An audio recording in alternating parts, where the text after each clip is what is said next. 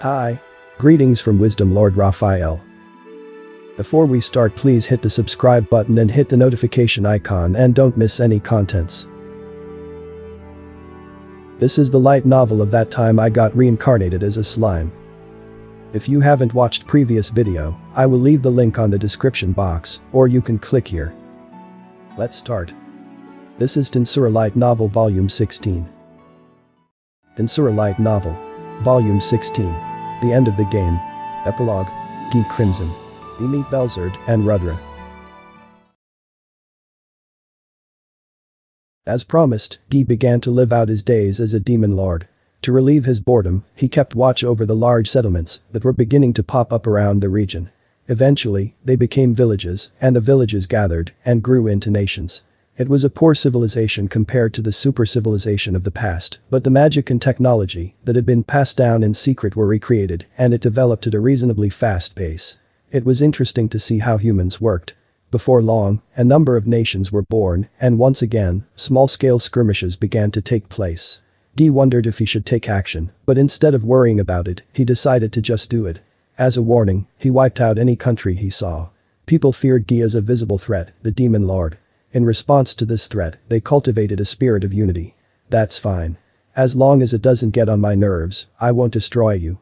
As a mediator, Guy was satisfied with his work.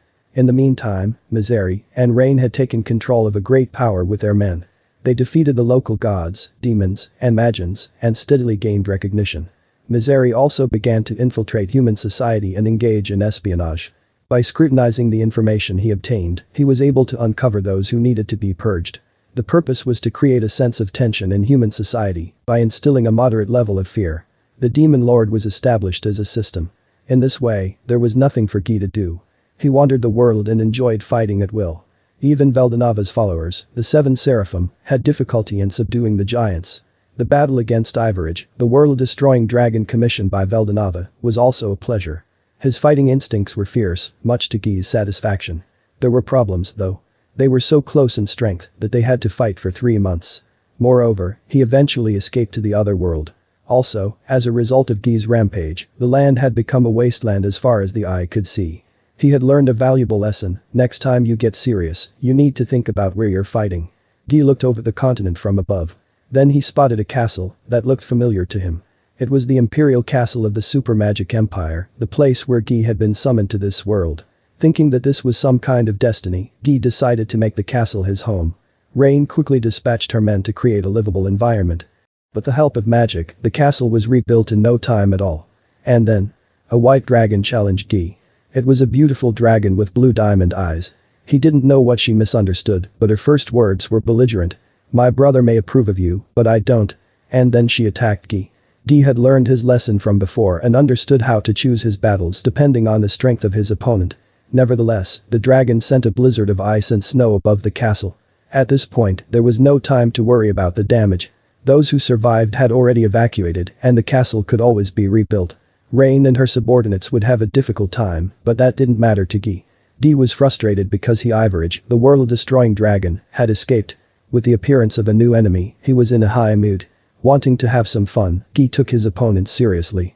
But then, despite his best efforts, the battle could not come to an end. The dragon was Velzard the Frost Dragon, sister of Veldanava the Star King Dragon, and eldest sister of the true dragon race. At the time, she had the second greatest amount of magicules after Veldanava, and even Guy was unable to defeat her. However, in Velzard's opinion, Guy was the one who was the anomaly. After all, Guy only had the unique skill. For Velzard, who had been given the angelic ultimate skill Patience King Gabriel Veldanava, a draw should have been an absolutely impossible result. "Why are you an even match for me when you're only on the unique level?" "Ha, that's because I'm strong." "Don't be ridiculous. My brother gave this power to me, not you. That's supposed to be proof that I'm more useful than you." "That's not quite right. He offered me his power, but I refused. I would have accepted it if I chose to become his servant, but I wanted to be on equal footing with him. So I, wanting to be recognized by her brother, Velzard jealously challenged Guy. And it was right there in front of her that Guy demonstrated the evolution of his power. Seeing Veldanava's power had given him a kick in the pants.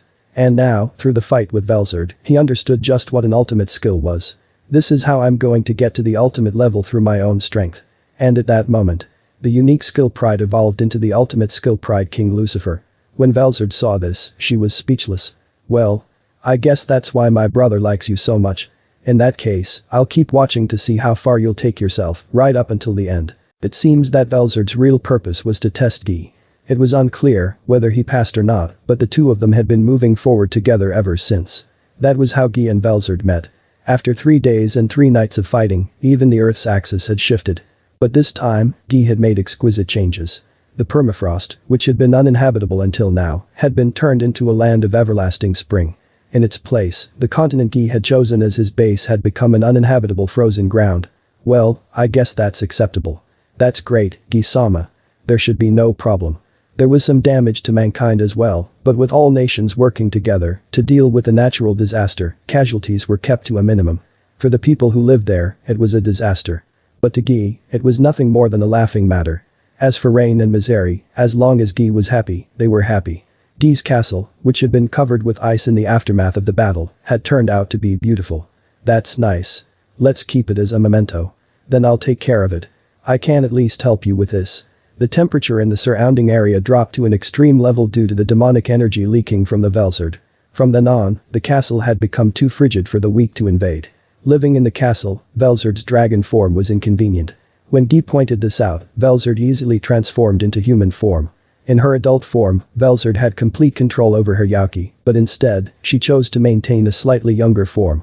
In this way, the Yauki that leaked out would become cold air, and the castle's defense would be perfect.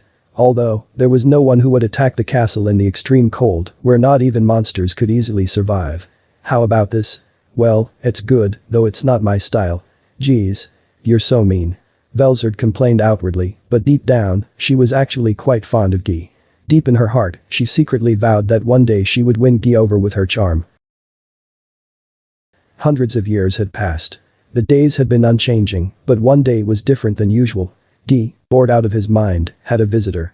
It was a party of 3 people. That small group breezed through the harsh cold, where no one could enter. Guy was interested and watched them closely. Then, a blonde-haired, blue-eyed young man standing at the front of the group shouted, "I am Rudra Nazca, the crown prince of the Nazca kingdom, and the hero of all the people's hopes. You evil demon lord, I will destroy you with my sword. Also, give me all the treasures you are rumored to be hoarding." It was a declaration that was far from noble. But, on the contrary, Guy liked this unabashed desire. "Brother Rudra, I can't tell which one of you is the demon lord when you act like this. Yeah, you're really no good, Rudra. You're already blinded by greed. If you want money, I can just earn it for you. Honestly. Sister Grin, please stop spoiling Brother Rudra. If this continues, he will surely suffer the consequences of his failure." Right in front of Guy, the 3 of them were having this kind of conversation. Was this bravery or stupidity? Only one thing was for certain. Standing before Guy meant that they had defeated Misery and Rain. If that was the case, then this ridiculous trio possessed a considerable level of strength. Also, Guy saw that one of the 3 had the same presence as his friend and partner. That's why he couldn't blame Misery or Rain for their defeats. This, like the laws of nature, was only the expected ending. What he was more concerned about was, hero? What's that? It was the first time he had heard that word, and it sounded so sweet. It gave Guy the feeling that his boredom would soon melt away. Guy happily turned to the young man who called himself Rudra. "Interesting. Let's see what you're made of, hero." Guy decided to accept Rudra's challenge. I'm the strongest and don't need any help. Demon Lord, I will fight you fair and square, let's go one-on-one. Rudra was handsome, but his smile was a bit vulgar. It seems that his goal was not to defeat Guy, but rather to snatch the treasures. But that was what Guy thought made him truly human. Without desire, people would not work. It was the desire for a better life that drove people to work hard. Rudra was truly a human being. A human being with the type of sweet emotions that Guy loved. Ha! Let's see what you can do. And then the battle began. He watched as Rudra approached him. It was a sharp and fast blow, but it was not serious at all. The fact that he was taking a chance on him was irritating to Guy. Rudra was protected by an elaborate full-body magic armor. It seemed to be quite expensive, so Guy decided to destroy it first. As someone who seemed greedy for money, he probably would not like to have his belongings destroyed. In short, the point was to harass him. He evaded Rudra's sword with ease and cross-kicked him in the side with a feint that looked like a knee kick. Rudra was trying to avoid it just in time, so he couldn't react to the feint and his armor was shattered. Ah! A year's worth of national budget armor is. Are you okay, brother? Rudra is such an idiot. If we had all fought together from the start, the armor wouldn't have been destroyed. Shut up. This is a necessary expense. Rudra became teary-eyed, so it must have been more effective than he thought. Guy realized this and smirked. Next time, I'll smash his sword and make him cry. Thinking this, Guy observed the three of them. But then. Brother. At least let me use some support magic, Holy Blade. The platinum pink-haired girl, whom Guy had initially judged to be the most harmless of the three, performed an outrageous magic. The sword Rudra was holding began to glow. It was a jaw-dropping divine, evil-destroying light. That's not good. That light seems to have the power to cut through my barrier. He should have stopped it before it was launched, but Guy was enjoying this fight, so it would have been tactless to interfere. If I just think of it as my sister cheering me on, then it's acceptable, but Lucia, you can't do anything else. Rudra was more concerned with results rather than pride. He was not ashamed to accept help from his sister. While not yet at the point of crisis, the situation was certainly worsening. And yet, for some reason, Guy was enjoying it. That's not even a handicap. If you want, you can all come at me together. Take things seriously. I'm getting serious from here on out, so prepare yourself. Rudra was as honest as he said he was, hiding his abilities. The speed of his sword increased, and he closed in on Guy. Guy had seen this coming. He laughed and picked up his beloved sword, Tenma, just for the fun of it. What kind of demon lord uses a weapon like that? How dirty. I don't know what your values are, but I'll give you credit for making me pull out my sword. In fact, Rudra's wordplay was brilliant, and it was natural for him to use a sword, since even Guy would be hurt if he touched it. Guy was a proud man, but he had no interest in going easy on him. I'm not happy to be praised by a demon lord. I see. Then I won't praise you. Wait, I'll keep listening. Rudra was actually pretty happy to be praised. Not only did you make me draw my sword, but there's only a handful of people who can actually fight with me. Rudra, wasn't it? You should be proud that I remembered your name. Guy was in a good mood, so he complied with Rudra's request. Rudra smiled happily and responded to Guy. You're pretty good too. I didn't expect the demon lord to pass over my evil-destroying sword. Thanks for remembering my name. I'll take your name too, before I destroy you. You're quite arrogant for a human, but I like you, so I'll tell you. When you get to the underworld, you can tell them my name. I am Guy, because any man in front of me will scream Guy. That's why I shortened it to my name. Hearing Guy's answer, Rudra froze and gave him a puzzled look. Then he came back to his senses and shouted in a panic. Wait a minute. That's not a name. How is that a name? If I defeated a demon lord with such a funny name, it would be so uncool. It would be better to record the story of my bravery with a cooler name. The name doesn't matter. How can it not matter? Alright, I got it, just hold on, let's not fight right now. I'll come up with a better name for you first. With that, Rudra stopped fighting without permission. Guy had no reason to obey him, but there was no way he was going to kill off a rare fun time with a sneak attack. Since he wanted to have some real fun anyway, he decided to accept Rudra's offer. Besides, I'm a little interested. Rudra and his group started discussing in a circle. His hair is a beautiful red color. Wait a minute, if you're talking about red, then that's just like me who is the cardinal. That is non-negotiable, okay? I know.